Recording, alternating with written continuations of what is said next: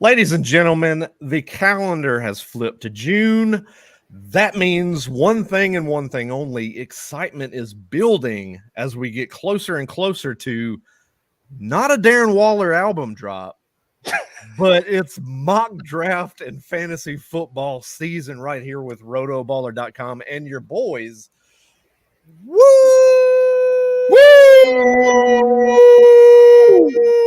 Fantasy right here, Rotoballer.com, brought to you as always by Rotoballer.com and Underdog Fantasy. Go and get that today. Underdog Fantasy promo code WOO. Get you a little bit of extra cash on your first deposit. Joined, as always, by my co-host, Nick Hefley, but also tonight, joined by a guy that you're familiar with. We have worked with previously here during the offseason, Mr. LaQuan Jones. Guys, what up, guys? You guys how ready we doing? I'm good, man. I'm feeling good, man. Hopefully I don't get sniped on the back, But Yes. I'm gonna be doing some. I'm gonna do some team building today. I'm gonna try something new, something I haven't done up to this point, not even in best ball league. So the 104 spot, I'm feeling confident. Yes, Nick, it is mock draft time. We are thoroughly invested in mock drafts every single season. How do you view a mock draft as you prepare for the fantasy football seasons? I take it seriously. I mean, it's definitely one of those things for me that I take it like I'm drafting. I mean, I go in, you're trying to craft a strategy for when these things actually get going. You're trying to pay attention to some of these early rankings, seeing where some of these guys are going to go. But more importantly, LaQuan and I both have real in our X, in our Twitter names here. So apparently Brandon is not real, but LaQuan and I are just the real deals. That's right. I am the fake Roto superstar over here, ladies and gentlemen. With the fake Brandon Slim Shady, please sit down. Yes, I'm going to have to sit down right now. But ladies and gentlemen, yeah, we're coming to you, and we are going to do a 5-round mock draft, kind of what I put out there on Twitter too. We want to use this as kind of a mode to really look at the building blocks and how you're going to build early roster builds through these first 5-round drafts, because a lot of things are kind of happening right now, whether you're doing drafts on Underdog or FFPC drafts that are out there as well right now. These first 5 rounds, especially the first, we always talk about it year in and year out, especially whether it's on this show or you hear other analysts talk about it out there on X as well. You don't want to miss with that first round pick. But that's also kind of a misconception at times too, because you can have leagues where your build through the rest of the draft, middle rounds of the draft, kind of like what we're getting into tonight, can be so deep and you can hit on those picks so well that you do have that depth and that player ability to kind of move in and out if you were to miss and say your guy in the first round gets injured. Yeah, I agree, man. I mean, look, I already started the draft, so hopefully he doesn't miss on this, because it should just can we all agree 101 is CMC? Like, can we just stamp that there's stop betting against this guy, right? Yeah, I think the most sure thing. I think the most sure thing of the draft, minus his injuries, which granted, I think even last year that dropped him down to second or third, but this year coming in with Jefferson, Chase, CD Lamb, I think CMC is the most sure thing out there. Yeah. I think the first wide receiver off the board right here should be CD Lamb. That's just the 1-2 that I have. But of course, we get something different. We get Jefferson. Yes. I'm honestly worried about Jefferson. I'm going to go against the grain though. And I wouldn't say that it's against the grain, because I have seen other people post this as well, but I've got CD Lamb as my 101 right now. When it comes to especially full point PPR for sure, just volume alone, and just the simple fact that running back can tend to take a little bit of a dip from year to year. McCaffrey was the first running back to repeat as the RB1 in fantasy for the first time since I believe 2012 this last year. So there's a little bit of variance when you look at that, whereas CD Lamb, I've talked about it ad nauseum on X, just the fact that volume alone, we've talked about it on past shows that LaQuan, you and I have done, volume is king. And I think that's something you're getting with CD Lamb. I think he's a no-brainer, can't miss pick right now as well. Absolutely. There should be no question also when you have the Cowboys offense who's probably going to be up there in the likes of a lot of pass volume. So you already know that CeeDee Lamb's going to see a ton of that. The target share is going to be at elite. So there really should be no debate here with him, and I feel like, they didn't really even go in free agency to bring in, that wide receiver 3 that we were hoping to bring in, but we're relying on guys that hopefully could step up. And Brandon Cooks is getting up there in age. I mean, honestly, that 1,000 yards, it's not going to look like that this season, I'll tell you that. So CeeDee Lamb, the volume king, is going to be magical.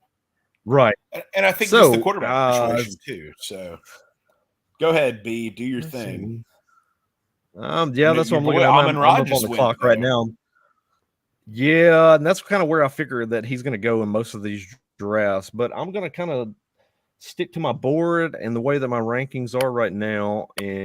And although it's not the build that I kind of want to start with, I'm going to go Breece Hall here. And just kind of to round things up where we are so far through the first round of the draft, as you can kind of see, we were just talking about it. You had Christian McCaffrey at the 1-1, the man that just got paid the large contract, Justin Jefferson at the 1-2, followed by CeeDee Lamb, Bijan Robinson at 1-4, Tyreek Hill at 1-5, Jamar Chase at 1-6, and then Amon-Ra St. Brown, as you just mentioned, at 1-7. I went with Breece Hall, who I've got as my RB3, so it kind of falls in line, who I also have as my 8th overall ranked player on my board, so kind of falls into where my rankings are right now, the ranking I have over at Rotoballer as well. So that's how things are shaking up right now, and it seems to be the underdog drafts that I've done to this point, and things that I've seen online as well. This is kind of, depending on the variance with Justin Jefferson going there at 1-2, this is kind of your top 8 that I've seen at this point in time.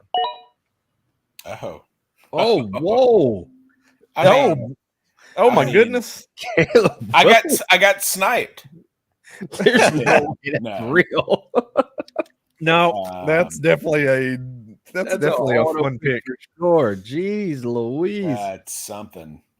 Woo, boy. That's one that you're going to get as a commissioner in a league. That's going to definitely be one that you're going to have to stop the draft and take that guy out of there.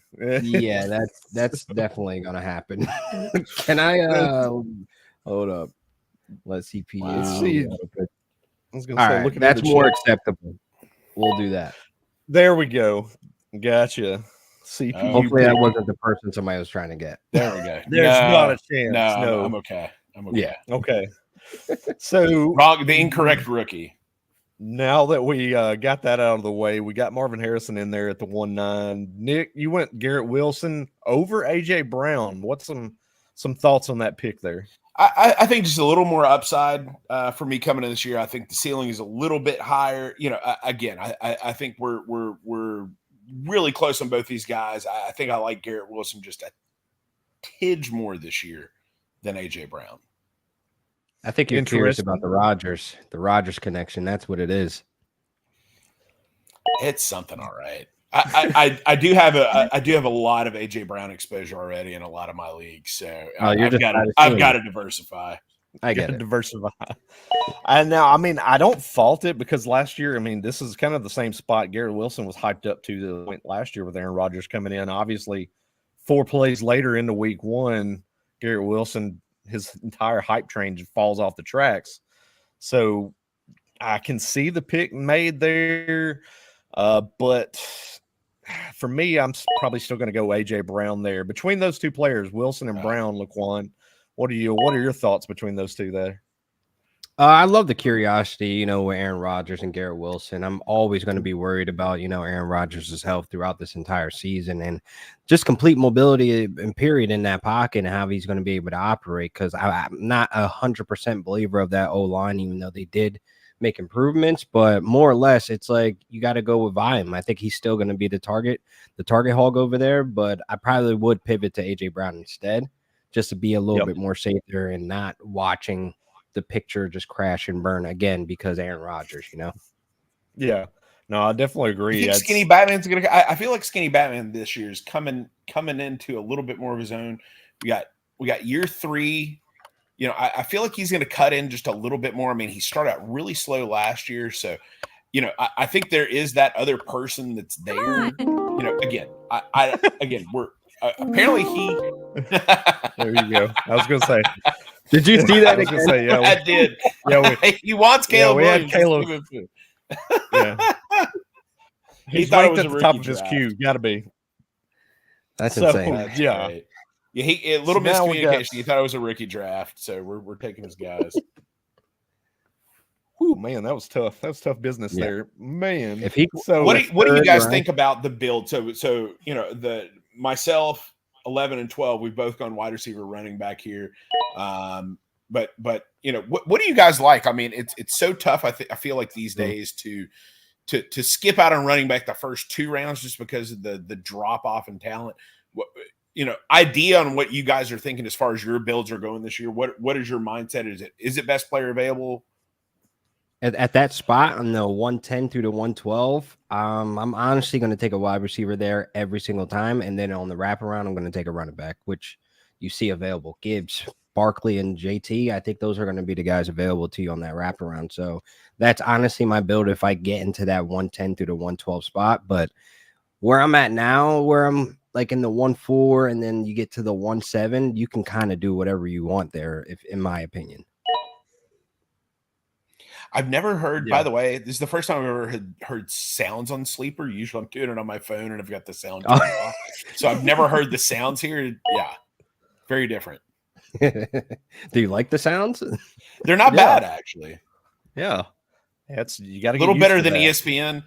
ESPN. Oh yeah, yeah, those are rough. But no, going back into LaQuan's point there, that kind of that 1-4 to 1-7 range, there's so much variance that you can put in there. And as far as your build, the way that I've looked at a lot of the drafts right now, especially on Underdog, the ones that I've done, a lot of the best balls at this point in time now, is you see so many people that are doing the roster build with very heavy wide receiver early on.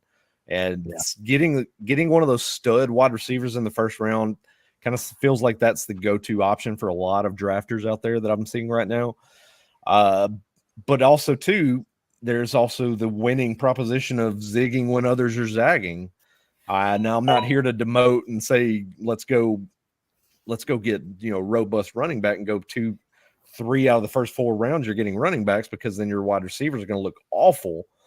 But I think there is a little bit of, gamesmanship there, a little bit of chess on the board when it comes to drafting. Is obviously we've talked about it ad nauseum in podcasts in the past, is, you've got to let the draft come to you. You can't go in with this certain aspect of, I know what I'm doing this round, because you're going to get knocked off your horse.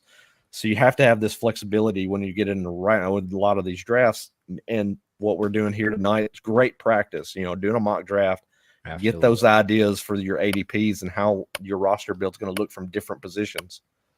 I got to be honest. I really expected Kyron to fall to me. I did not want that IU pick, but I'm going to sit with the IU pick because Debo might be traded. And, I really feel as though Brandon Ayuk was very productive last season, man. And the dude really came into his own. He stepped far away from that doghouse a couple years ago. So I'm okay with the pick in that build.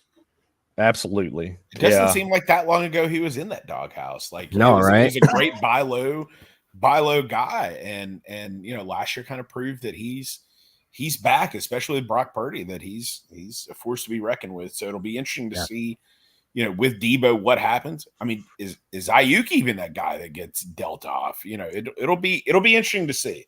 So my personal prediction, I think nothing happens. Everything stays status quo. Yeah, that's usually what ends up happening. So it's like, why are we even getting all? But it's more fun it's more fun to talk about it this way, though, right? Yeah. That's when we get into those trade deadlines. Nothing ever happens, and everybody's disappointed situations. But that's the thing with Ayuk right now. I mean, obviously he's not at mandatory minicamp. Neither is CD Lamb. Both of those guys are looking for new deals, so that's kind of something to monitor. I think.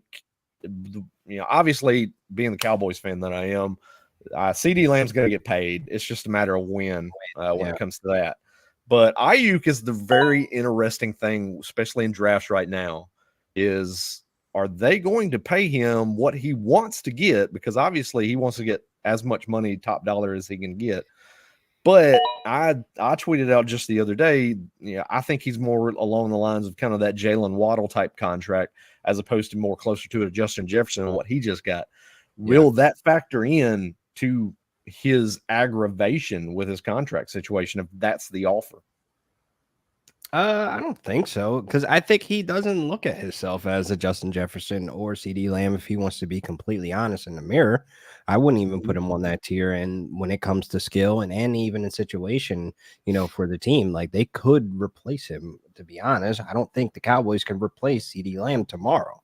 You see what I'm saying? I don't think the Vikings can replace Justin Jefferson tomorrow. Brandon Ayuk, we're already at question that he might be dealt. And I think that's what they're kind of balancing with when they're in those office having those conversations. Like, we can't replace Debo, even though I think Debo would be the better option to trade, but you're not going to find the type of production you're getting out of a guy like Debo as a wide receiver and as a possible running back. So that's what I think probably the talks are going,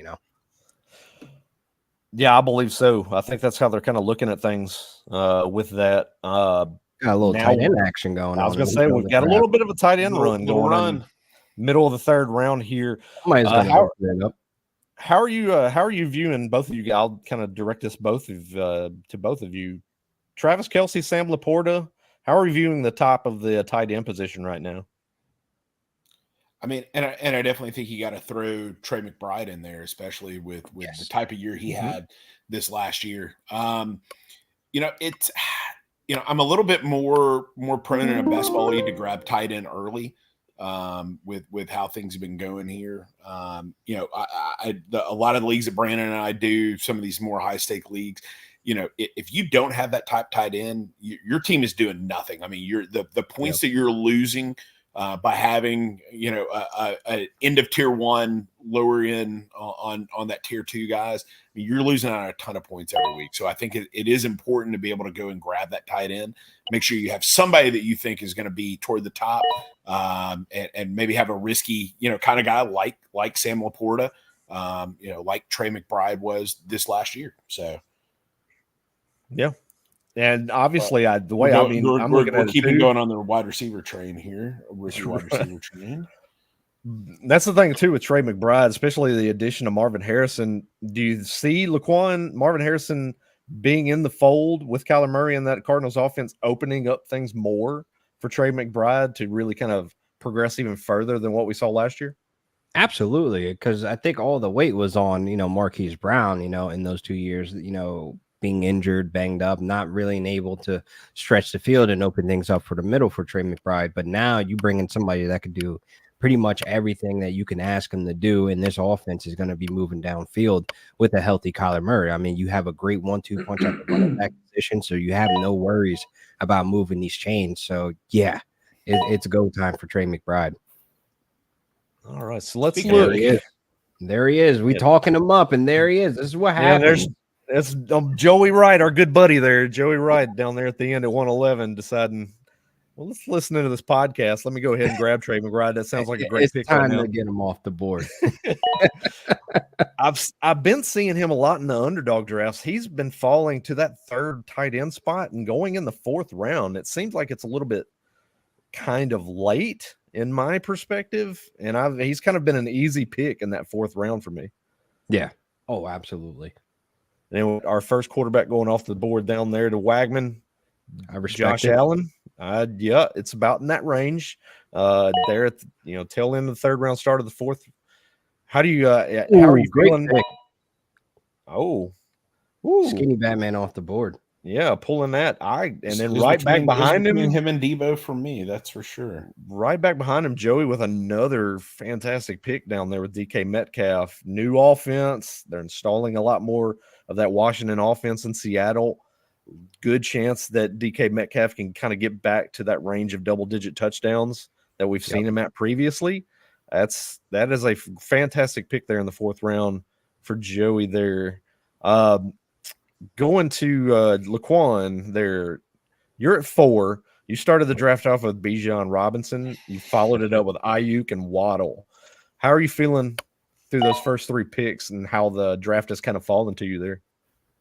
I feel good with the 3 picks. Ayuk is a good pick. I feel like, Waddle, I get a consistent guy that's going to go out there and have his good weeks where he's going to see consistent volume. So in my eyes, I have like low end wide receiver ones right now that I'm sitting with Waddle and Ayuk, and you got skinny Tua. We got a Tua that's looking a little bit 12-year-old-ish in the face now, like I feel like we might get a little bit more mobile out of him to extend some of these plays. And I think this is going to be a good year for Tua. And obviously the wide receivers benefit from this. And then you have this goes back to the running game and always goes with you have Jalen Wright, Devon Achane, and you have Raheem Mostert. There's going to be no question if they can move this ball downfield. Obviously. And, much to, the difference of what we've seen with the Dolphins the last few years, they might have an actual threat at tight end this year now with the addition of Jonnu Smith. I'm sorry, but he's getting Caleb. I'm not redoing this again. Get him out of here. I have a feeling because since he's the only guy that hadn't gotten the memo to jump into this draft, and I'm sure Caleb is at the top of his queue. It's got to be. It has to be. This is ridiculous.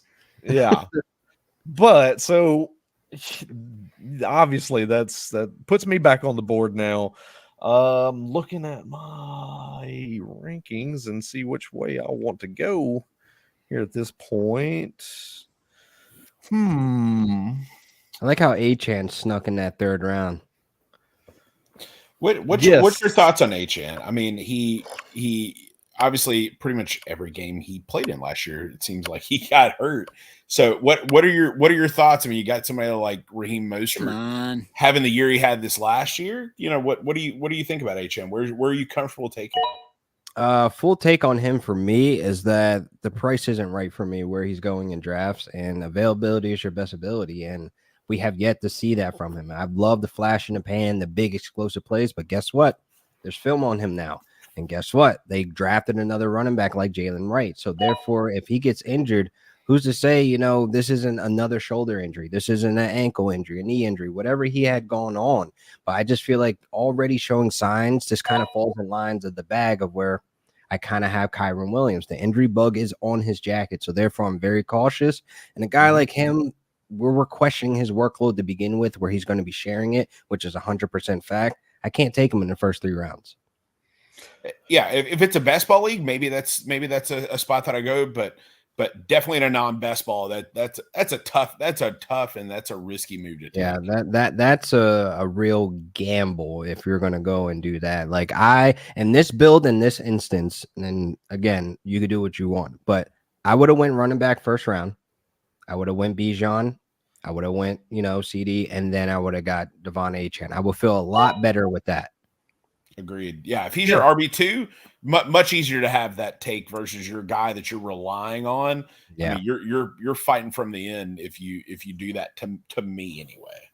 Yeah, sure. Yeah, you're going to be chasing kind of points each and every week at that point. And the thing is with Achane, is it going to be this year? Is he going to be Jahmyr Gibbs, and is he going to get the expected volume a lot of people are talking about with Jahmyr Gibbs?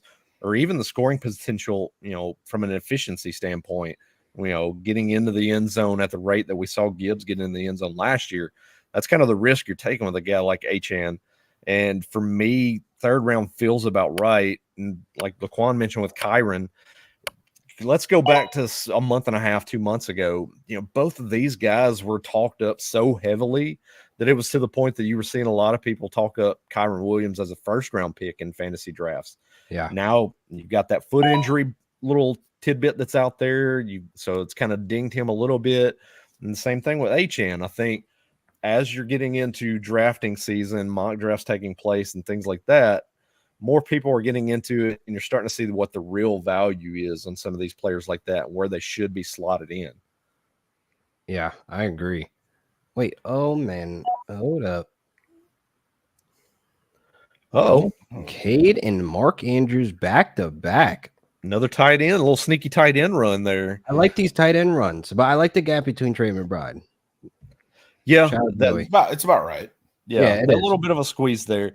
I mean, Mark Andrews, I think that's, he's getting a little bit disrespected at this point in time during the drafts. Yeah. Because I look at him as the guy, he's still the bona fide top target for the Ravens. Lamar Jackson, Todd Monken offense is still going to throw the ball quite a bit.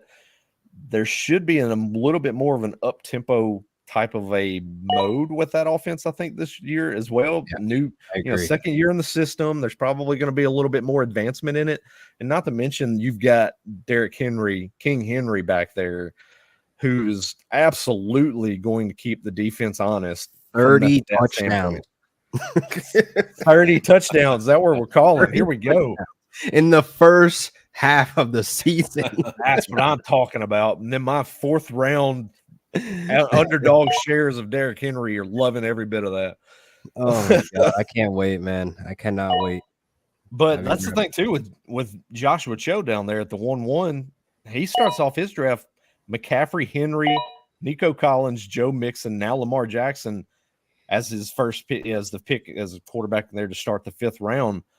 I kind of like the way that's getting built from the standpoint of you can get 2nd and 3rd tier, 4th tier wide receivers to fill in there further on down the board in the mid to late rounds, but no one's going to touch you at running back week in and week out as long as those guys stay on the field. You've got a leg up on your guy on the competition in your league.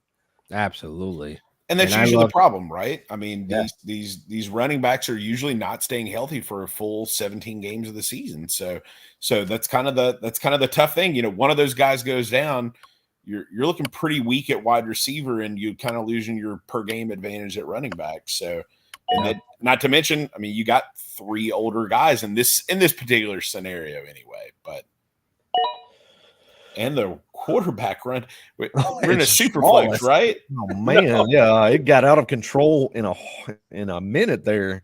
What is happening? LaQuan, you went with as the 7th quarterback off the board, Anthony Richardson. I like the pick. Obviously, there's a lot of hype surrounding him right now. You know, we saw the tweet yesterday where he's weighing in right now at mini camps at 255, like an absolute linebacker at under center. Do you think the weight gain is going to be a detriment to his rushing ability, or is it going to help him stay on the field and be healthy for the long run in 2024? It's going to help him stay on the field. I think you add the extra little pounds, and then you even out a little bit closer to September, and you get used to running at that weight, and then you build it to muscle. But I got a top 5 lock right now at the quarterback position with Anthony Richardson, and I'm confident in saying that just based on, as a Rams fan, watching that game he played in, to be able to come back and be able to run from hell with Byron Young and freaking Aaron Donald raising hell, and still tear down my eye, he retired. But man, that game right there just lets me know what he's capable of, and we did not even see 1% of what his ability is in those 4 game samples. You don't think that small sample size is going to be enough to kind of scare some people off? Good. Good. Scare him away. I want all smoke, because like how I'm a speed demon. I love mobility in the quarterback. So it's already, you're getting a plus on your standard non-mobile quarterback. And I feel as though this offense should be a lot more productive with Josh Downs in the slot. He going into his 2nd year, and he's been a guy that I really been like targeting late in those drafts because he can carve out that second option. And then you add like a guy like AD Mitchell that gives you that red zone upside to give you some back shoulder plays and stuff like that. So this offense is all coming together, and not to mention you got Michael Pittman there as the alpha guy there. So this offense is put together. He has weapons around him, which is the most important part.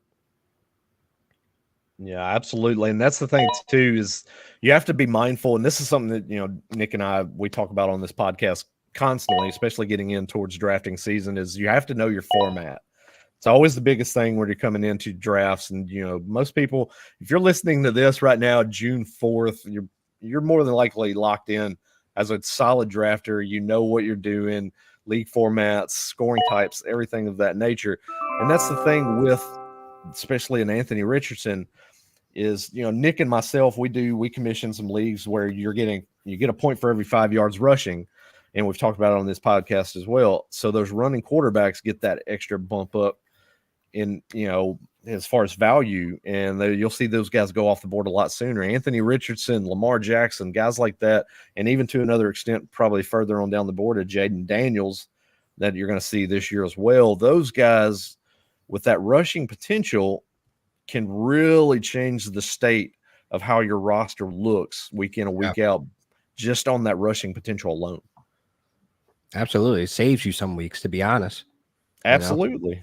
Yeah. So, I mean, 60 yards rushing, that's a touchdown right there. I mean, that's a good ceiling down. I mean, in saying that though, I mean, Richardson scares me from an injury standpoint. I know he's gained some weight. I know hopefully that'll absorb some blows, but I feel like he has the type of game that is just going to naturally lead to him being hurt. So that scares me just a little bit. Obviously, we're doing a mock draft here. If this were real life scenario, here in a couple weeks, a couple months, when you start doing these drafts, I feel like he's going to start, like we've talked about, again, start to creep up those draft boards there to where, if he's starting to go in the fourth round or so, like he's starting to creep up there, it just like we were talking about Devin Echan. I mean, he's getting that spot where it becomes a little bit risky to be able to take that chance on him and his injury status. So if he starts to drop, that for me, that's when I'll start taking a look at him. But trade offer already right off. Already. Just ended like 20 seconds ago. Joey's wheeling and dealing already, trying to get rid. Oh God. So, but I actually, just to look at this mock draft, actually we've completed it now, 5 rounds in. Take away the team there at 1-9. It was kind of an abject disaster through most of this. Obviously the Caleb Williams pick, take that off the board, but my man went full rookie cute. He thought this was a rookie draft. I thought this was a rookie draft until earlier today. So, oh my God. Oh, so so taking that into account, what stands out to you just from this exercise alone? I'll kind of swing it to both of you. Picks, player production wise, player value wise, who's standing out to you where they're getting drafted, and a guy that's going higher than you expect based on this viewing, and a guy that might be going lower than you expect?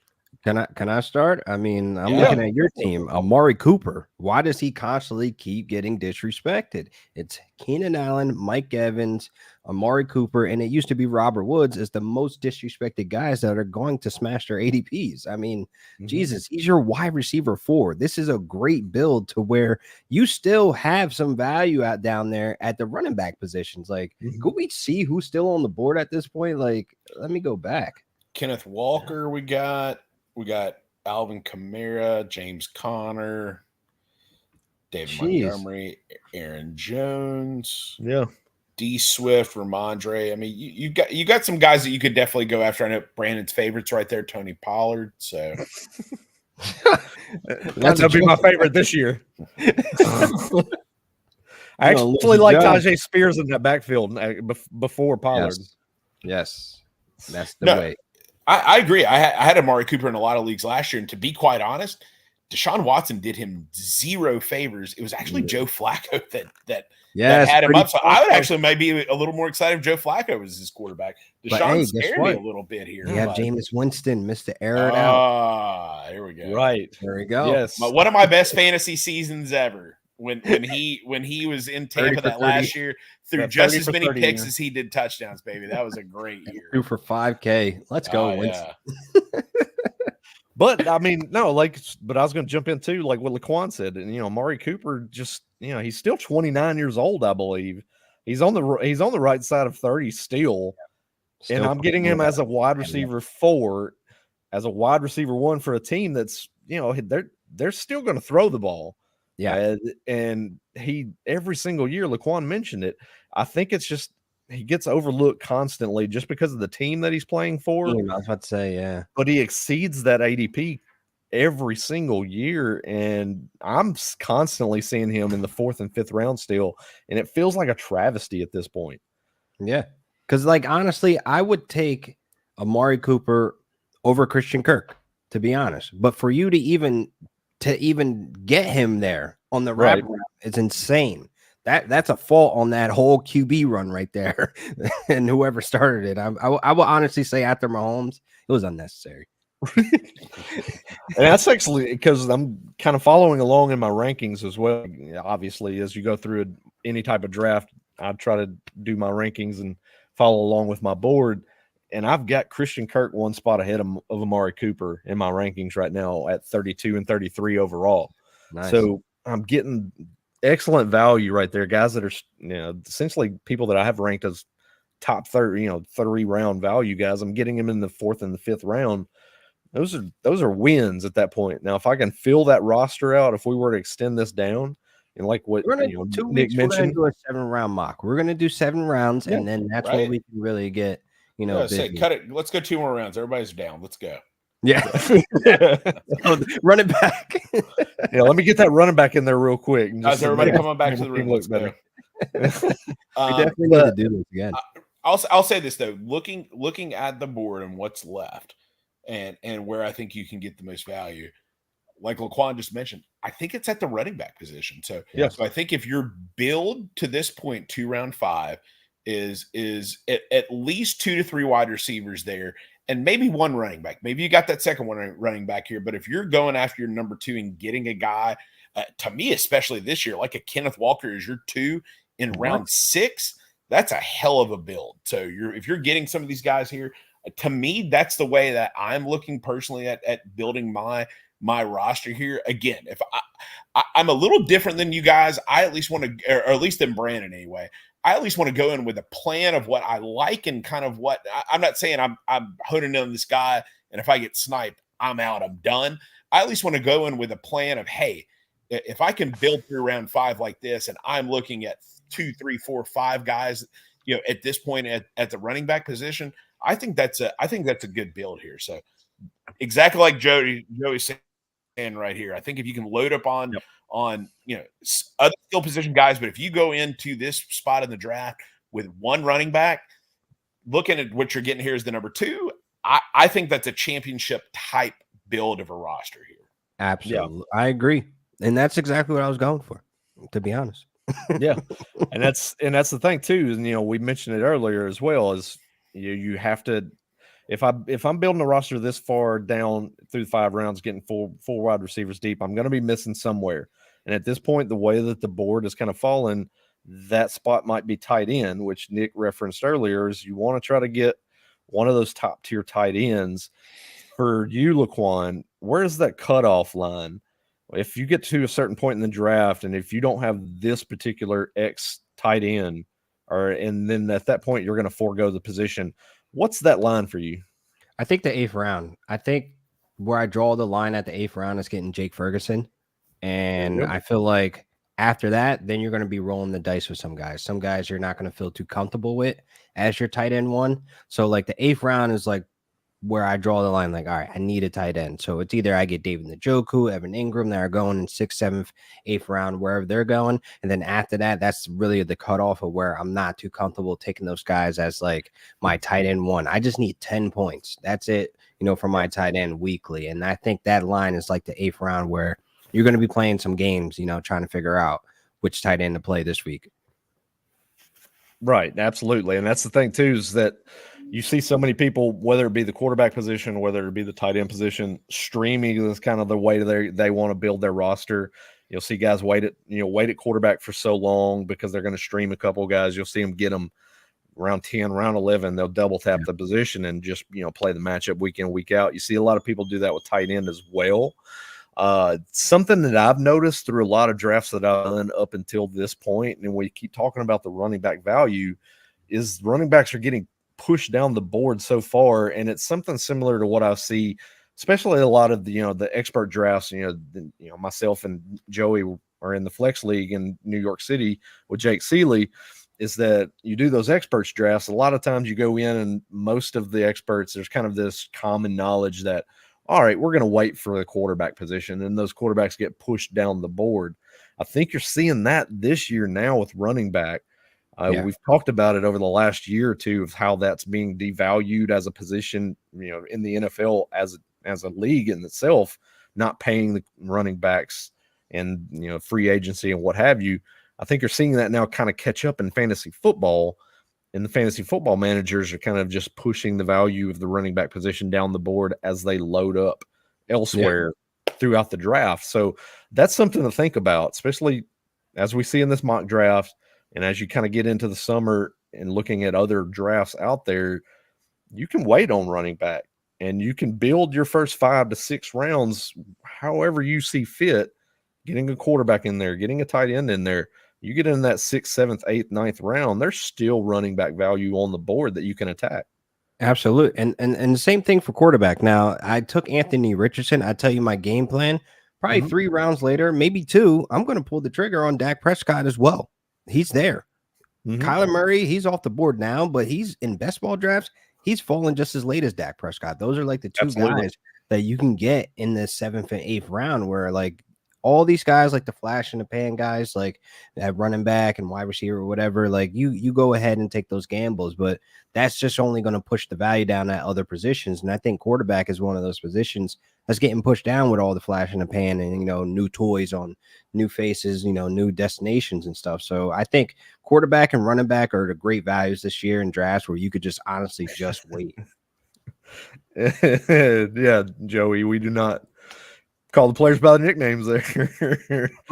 Oh man. Yeah. I think though too, it's kind of interesting. I was thinking about this a little bit earlier today. You know, this time last year, you know, we had seen the quarterback position be very, very top heavy. So I think last year you had a lot of guys, me included, who were getting quarterbacks earlier than I ever certainly have at the position. And I think with last year, seeing some of these guys like CJ Stroud, like Jordan Love come out and have such good years, I think it's kind of coming back to what it was a couple of years even before that, to where, you know, teams are waiting a little bit more. Look, I think obviously it's a mock draft. You know, I don't think that quarterbacks will go like this in round 5 in a non-super flex type of a draft. Yep.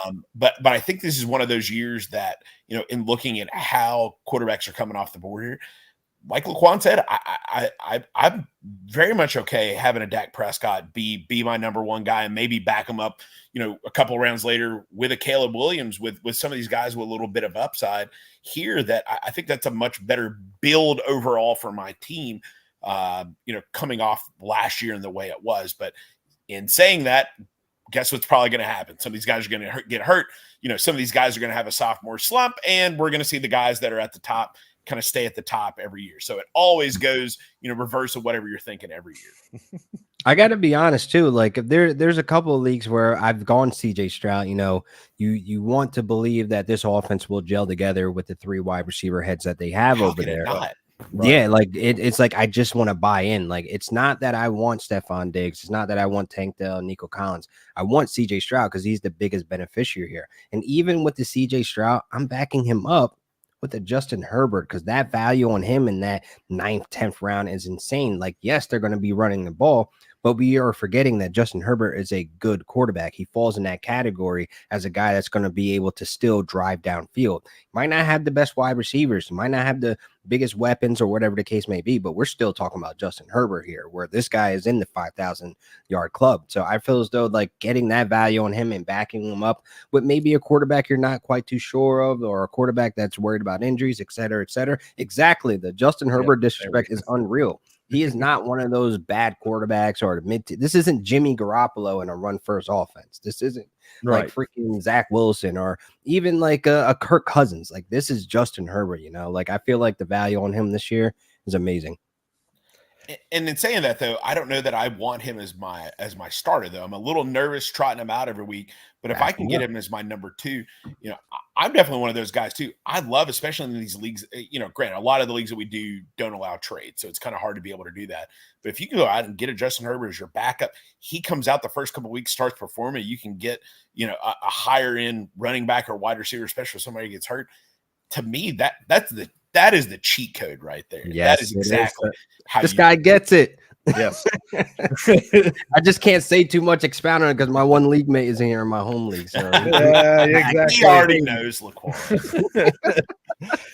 But I mean, we saw that prime example last year. I mean, all the quarterback injuries that took place. You had a lot of people at the end of the year that, I mean, especially myself in one of our high stakes leagues that Nick and I do. I lost Anthony Richardson. I lost Deshaun Watson off of the same roster. And at the end of the year, I'm in the playoffs streaming quarterbacks week in and week out, looking at, can I start Aiden O'Connell this week? Can I start this other guy this week? And if you have a plan where, like you just mentioned, a Justin Herbert as your QB2, both guys are healthy, you're set up for success at that point. I know a lot of people, a lot of different analysts out there, their thing is it's a one quarterback league. Don't draft two quarterbacks. Boo. I disagree with that wholeheartedly. And I agree. If you can't trade, I agree. If you can't trade, I agree. But if you can trade, every single time I have done this, like my home league guy will vouch for me. I've been able to trade my second quarterback, which is probably a good, decent quarterback, by week 5 or week 6, and get some good guys that I can really utilize there at wide receiver, tight end, or whatever. Like I got Isaiah Likely in a trade last year, and I think I shipped off Kirk Cousins. Obviously, that didn't work out for that guy, but I got Isaiah Likely and some other pieces. But it's like I always will go 2 quarterback in a 1 quarterback league with the lights of that. I'm probably going to trade the second guy, or if not, I'm well prepared. I have a guy that if I get injured for my QB1 or it's bye week filling, I got a stud guy that's going to keep the train rolling with these W's. Or playing the matchups. I mean, you're gonna have that defense is just killing and shutting people down.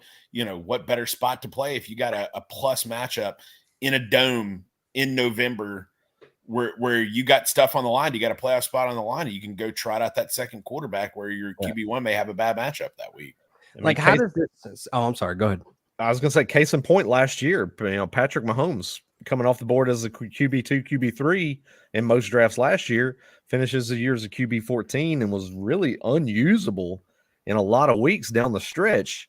If you luck out and get a guy late in drafts like a CJ Stroud, you're starting CJ Stroud over Patrick Mahomes week in and week out if you weren't able to pull off a trade or make a trade.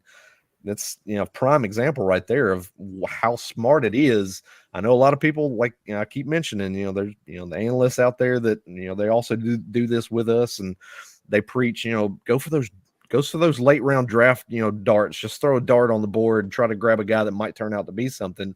But not everybody's going to be Puka Nacua in the 18th round.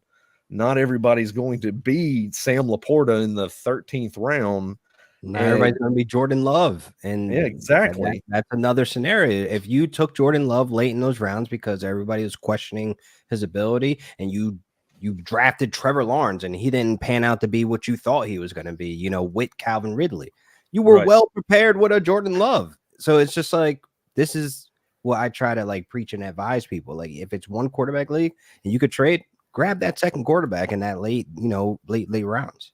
You know who that guy is? I was just thinking earlier, who that guy is this year? It's the Jordan Love scenario for last year. I got Jordan Love in so many underdogs last year as like QB3. You know who that guy is this year? Will Levis. Okay, that's the other guy. I was going to say, that's my guy. That's right. That's my guy. Bryce Young is that guy. Yes. Bryce Young is just getting complete. He was getting some hype last year. He's getting completely disrespected. Better O-line, better wide receivers. I'm not getting him as my 2, but if I can get him as a 3 in some underdog drafts, he's going to have those weeks. It's not going to be a ton of weeks, but he's going to have those weeks that he can perform. So, just saying, you'll remember this 51-minute mark of this podcast, right? Just fast forward to the 51-minute mark. I mean, it's Dane Canales too coming in. Yeah, that's the other factor of this. We've seen Canales previously get a lot out of Geno Smith in his time with Seattle, and you saw it last year with the Bucs, and Baker Mayfield turned both of those two guys into viable fantasy options for players out there. And I think you just to Nick's point there, Bryce Young's a guy that I think you pull the trigger on him very late in the draft. If you got the 14th round on underdog right now, that is. You can get him as your QB2 when you have that bona fide week in, week out stud like a Lamar Jackson, like a CJ Stroud. Yeah. You can get him late. And to LaQuan's point, too, I mean, I just don't think Levis is going to go as a 3. I think he's going to go as a 2 by the time that drafts are rolling around here. If he's not, I don't know what his ADP is right now, but I mean, Levis is definitely. I mean, just with the wide receiver room you got there, the receiving running backs you got there. I mean, they're setting him up for as much success as you can have, whether you believe that he's a guy that can succeed, which I don't know after watching him at Kentucky if he's not that close. But at the very least, he's going to get. I feel like by the time August rolls around, he's going to be getting drafted as a 2. So get on the Late value 2. now. Right. Yeah. Jump on it now. What's our biggest takeaway from this 5-round mock? I'll leave it to you guys. Go through that first. I mean, guys are going where they should be going for the most part. I think, there's some good value on some guys. And like, I think honestly, like we said before, the quarterback run may not be as exaggerated like how it is right now, but those are still some really good picks in those rounds. I can kind of see some of these guys kind of spread out between the 12 picks, but my takeaway overall is that don't get auto picked and you pick a bunch of rookies. Exactly. I mean, I think this draft went, again, outside of the quarterbacks, I think this draft went about how you can expect a draft on June the 4th about to go. Yeah. This is about where these guys are going to go.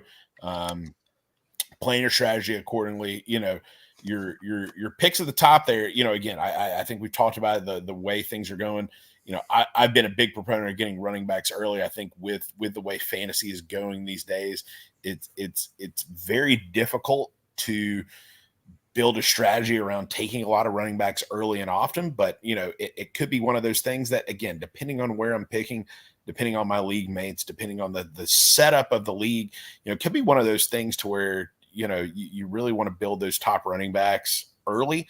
But at least for me in this format here, I was picking 10 down here and got Rashad White here right before the turn, which I'd normally wait, at least another round or 2 to be able to get one. But I think the middle round running backs are going to be where things are. Get your wide receivers early, attack running back in the middle rounds, but have your stud and you'll be set.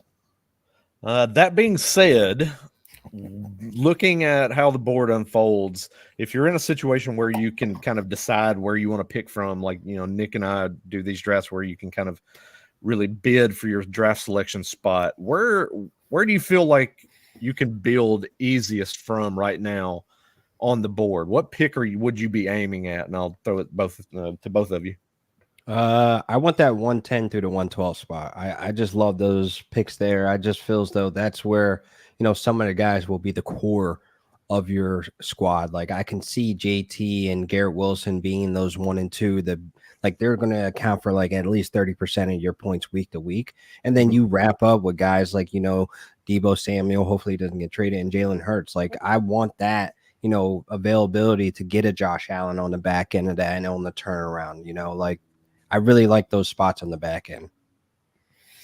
Yeah, I agree. I think I was mentioning earlier, I went against the grain of what I normally do and bid for the second or third pick there. I liked it. It was more of a force thing, but I think the draft more naturally just kind of follows you at the back end, especially in these leagues that we do third round reversal there. But I think just double tapping on 2 of the top 15 guys in a draft, I think is just setting yourself up for success. So, 9 or 10, I always go back to this every year I bring it up, but I still remember ESPN leagues. They did an article 4 or 5 years ago, and the most champions always came from the 9 or 10 spot. I think just because you can see what's going on behind you, know what's going on, and know, hey, the guys behind me have 2 wide receivers.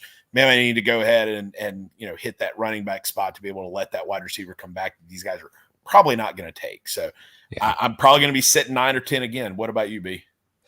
That's the thing with me. I kind of agree with that. You're at the back end of the draft. It gives you that flexibility to kind of, control the draft from your own perspective. You can, like you mentioned, you look at the teams behind you, and so that gives you the ability to grab a person that you don't think is going to make it back to you on the wrap. But then also going back the other way, it gives you the ability to, go after your guys. You've got your rankings going into your draft.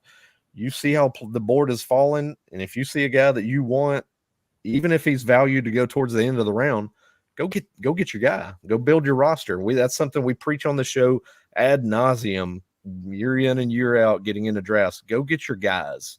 Don't just go willy-nilly following through the draft queue. Next player on the board, let me get that person that's next player up. No, go get your own players. You have an idea of how you want to build your roster, and doing mock drafts like we just did in this podcast here tonight gives you that mindset of how you're going to attack the draft, no matter where you're going to fall when the chips are really kind of on the line for real. Hell yeah. I agree, man. That's great advice.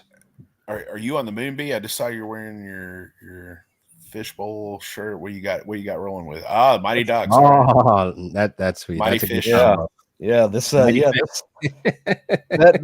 that nice care package came in the other day, so we're sporting Scott Fish Bowl 14 swag, getting ready for the draft here in about another month, I believe. Oh yeah. Yeah, Nick and I are going to be live on location in Nashville for the Roto Grinders event for Scott Fish Bowl 14. So sweet. Be on the lookout for that. I'm actually get to do the live pod with you this year. I'm right, bouncing around talking for like 2 seconds without having to run it. I'm kind of looking. Yeah. I'm not gonna lie. I loved hosting the last couple of years, but man, I'm actually glad to be able to just participate and take it easy, enjoy myself. It'll be fun. Actually do a draft without all the responsibilities. How about that? Correct. Yeah. I love being a commissioner, but man, I love not having the responsibilities. I hate it. My league that's been going on for 9 years. I just gave up commissioner power this season, so I'm done. Like, I hate you guys, and then I know one of my league mates are still watching. I hate you, absolutely hate you the most. But yeah, I'm done as commissioner. Hate is the season and theme this year. I love it. Hey, boy. So that's pretty much kind of how we're wrapping up here. LaQuan, throwing it to you. I'll let everybody know where to find you. All your socials. Hey, man, you guys can find me at Real Deal Fantasy on all social media platforms. I mean, I'm on Tumblr, MySpace. You find me there. If it's a website, I'm on it. All the good websites, by the way. That sounded crazy. MySpace still holds up. MySpace is still holding strong. Tom's his only friend, but Tom's my boy. He's on my top 8. Oh, okay. Nick, of course, at the Real FF Goat. You can find him there. Also part of our podcast here. It's at Woo_fantasy. So go and follow us there. Also, go to the YouTube page as well that I tweeted out at Roto Superstar. Go and check that out. Give us a like, subscribe to the pod as well. We would greatly appreciate it. And on behalf of everyone else, thanks for coming in and watching this mock draft. Hopefully we brought that real deal heat to this mock draft tonight. And until next time, guys, like LaQuan said, we're gonna try to put together a 7-round mock draft as well coming up soon. So be on the lookout for that. I myself here with the Woo_fantasy, we're gonna try to put together I'm gonna start to kind of go through and prepare for drafts as we get into the summer months here. Probably looking to do a quarterback tiers show. I think is what I'm going to be doing down the pike next. Also over on rotoballer.com, be on the lookout for the return of my FSWA award-winning series, ADP duels. I've got those coming back, so be on the lookout for those, pitting like players at ADP values, and I give you kind of an idea of who I would take in those drafts. So be on the lookout as well over there at Rotoballer, and of course thanks to Underdog for being a sponsor as well. Woo is the promo code there, so go check them out for that special extra cash on first deposit. And until then, next time, guys, we will see you with another episode of